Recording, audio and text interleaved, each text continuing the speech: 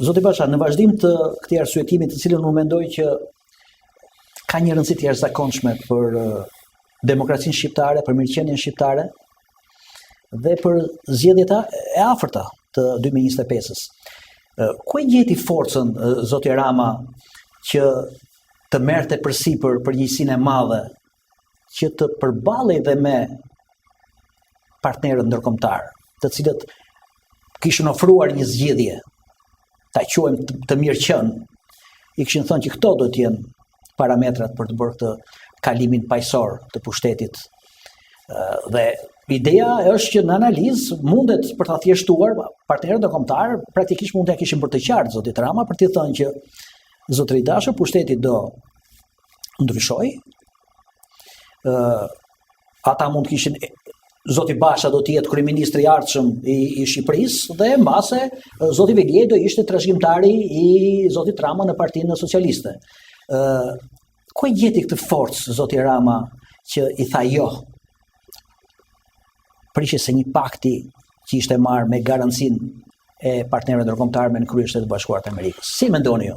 Shiko, nuk e di nëse mund t'i vë etiketën pakt një qëndrimi që është realisht koherent që nga 1992 i komunitetit Euroatlantik, Shtetet Bashkuara të Amerikës, Bashkimit Evropian, Britanisë Madhe, që kërkon në veçanti nga partia në pushtet respektim rigoros të rregullave elementare të demokracisë, atyre që njihen si kriteret e Kopenhagës, për të shmangur kalqifikimin, betonizimin, çimentimin e një klani të ngushtë individësh në pushtet, sepse është tashmë një fakt i provuar jo vetëm në Shqipëri, por edhe vende të tjera të Ballkanit Perëndimor, që kjo sjell pasoja të rënda fillimisht për demokracinë, për ekonominë dhe më pas për stabilitetin social dhe pasoja fundit për stabilitetin dhe sigurinë rajonale që janë një kosto drejt për drejt e arkitekturës euroatlantike të sigurisë në Ballkanin Perëndimor, pra prekin në palc interesat kombëtare të sigurisë të partnerëve tanë. Dhe pa diskutim, kushdo që i ka rënë me kokë këtij muri vlerash dhe parimesh, nuk ka qenë muri që është shembur. Por megjithatë shohim që drejtues autokratik gjatë atyre 3 dekadave gjysmë e kanë bërë këtë në mënyrë të përsëritur në Ballkan dhe në Shqipëri.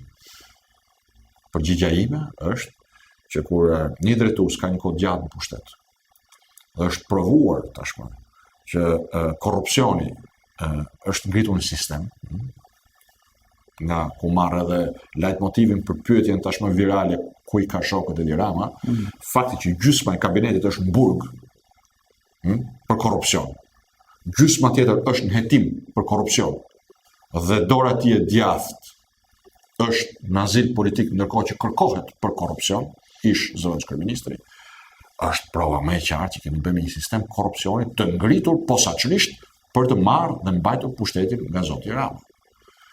Por në momentin që drejtësia fillon bën punën e saj, problemi i tranzicionit politik kthehet një problem të mprehtë personal për drejtues të cilët kanë abuzuar kaq gjatë dhe kaq thellë në pushtetin. Thënë ndryshe, për zotin Rama kjo nuk është thjesht çështje e daljes në opozitë apo e dorëzimit paqësor të pushtetit. Është çështje e llogaridhënies para drejtësisë. Ajo që e bashkon zotin Rama për fat keq me zotin Berisha dhe me zotin Meta, dhe natyrisht varësit e tij në burg, në 313 apo gjetk, është pikërisht halli se si do të përballen me drejtësinë dhe se si mund ta shmangin këtë përballje. Dhe kjo është ndarja me thik bardezi që ne koalicioni euroatlantik kemi me Edi Ramën dhe Partinë Socialiste në pushtet, por sigurisht edhe me këta të tjerë, sepse ne japim mbështetje pa kushte strukturës posaçme antikorrupsion për të shkuar deri në fund betejës që jep fund pa ndëshkueshmërisë në Shqipëri, sepse pa këtë nuk ka barazi para ligjit. Dhe pa barazi para ligjit, as që mund të mendohet një ekonomi e zhvilluar dhe një ardhmë e sigurt për shqiptarët. Korrupsioni është pengesa kryesore për zhvillimin ekonomik të Shqipërisë. Është njolla e zezë në reputacionin ndërkombëtar të Shqipërisë. Pa u zgjidhur çështja e pa ndëshkueshmërisë, pa u zgjidhur shtetit drejtës, barazia para ligjit, asgjë nuk ka për të funksionuar siç duhet, përfshirë atë që diskutuan pak më parë, që është sjellja, gjoja sigurisht në një treg të lirë, po jemi treg tërësisht kontrolluar, ku ka, siç është ajo thënia që diskutuam pak më parë, ka njerëz që punojnë dhe ka njerëz që bëjnë para. Dhe nuk janë të njerëz. Ata që punojnë për të mbajtur, kur thonë, familjen e tyre, duke filluar nga profesionistët apo biznesi i vogël, për të mbajtur në këmbë një sipërmarrje që ka ndoshta 20-30 vite në treg e tani gjendet në breshli produkti tërësishëm i dështimeve dhe korrupsionit të qeverisë, ndërkohë që të tjerë pa merit janë ata që xhestojnë financat, duke filluar si përfituesit kryesor të financave publike dhe përfituesit kryesor të monopoleve shtetërore që nga lejet e zhvillimit tek lejet e shfrytëzimit e gjithçka tjetër. Pra jemi në kushtet e një mega monopoli qeveritar që trajton operatorin ekonomik si klient vetin ose si të njerëz.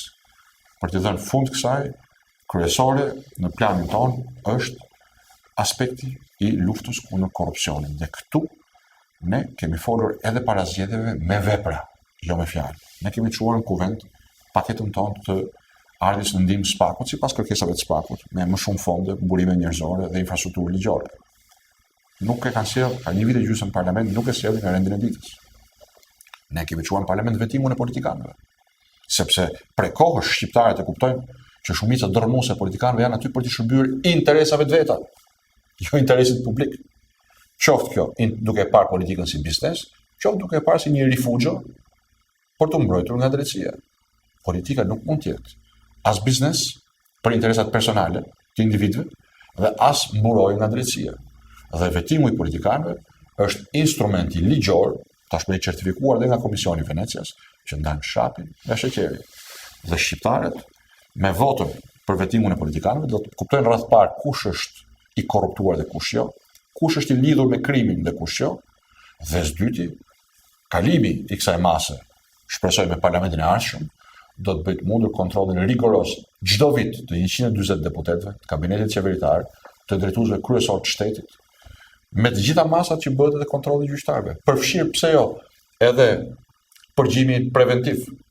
Pse për gjyqtarët dhe prokurorët kjo që ka e legjitimuar dhe për ata që kalojnë ligje dhe xhestojnë miliardat e taksapaguesve shqiptar që janë ka e tepërt. Politika nuk do të kthehet një luks, një mjet pasurimi dhe mbrojtje nga drejtësia. Mbrojtje të pandershme nga drejtësia. Politika duhet mbetet shërbim ndaj publikut dhe në stadi ku ka arritur kalbëzimi i politikës shqiptare si rezultat i korrupsionit, duhen masa të forta, duhen masa si manipulite, si duart e pastra në Itali dhe më të forta. Dhe këtë parashikojmë në programin tonë, vetimun e politikanëve, heqjen e imunitetit për parlamentarët. Sepse Arben Ahmeta iku, ju dha 2 javë kohë, të largoheshte nga vendi, pasi u futën në procedurat e heqjes imunitetit. Themelimi i njësisë së rikuperimit të pasurive të vjedhura, shqiptarëve, taksapaguesve, i kanë disa në Shqipëri, disa jashtë Shqipërisë. Ka përvoja të mira se si gjurmohen, sekuestrohen, konfiskohen dhe rikthehen këto asete në shërbim të publikut shqiptar, në shërbim të qytetarëve shqiptar. Këto janë masa represive. Sigurisht propozojmë një sër masash tjera që kanë për qëllim ta çlirojnë ekonominë nga disa prej instrumenteve jo vetëm korruptive, po dhe kontrolluese që qeveria aktuale dhe kryeministri aktual kanë vënë në funksion pikërisht për drejtuar pra kontrollin e financave publike, por edhe kontrollin e zhvillimit tek ata aktorë që janë 100% përfaqësues të interesave të tyre apo prestanome të interesave të tyre. Dhe këtu kam parasysh eliminimin e shumë prej barrierave, gërgave të shishës që thonë, domethënë që nga licencimi, lejet, kontrollet e tjerë dhe vendosjen e rregullave të barabarta për operatorët ekonomik në terren. Po lufta kundër korrupsionit është dhe mbetet jetike për vendin që të ecë përpara. Mbështetja ndaj SPAK-ut, masat që sapo përmenda, janë fillimi i rrugës dhe pastaj shtrirja e saj në çdo sektor me vëmendje të veçantë sektorët e zhvillimit ekonomik dhe të punësimit.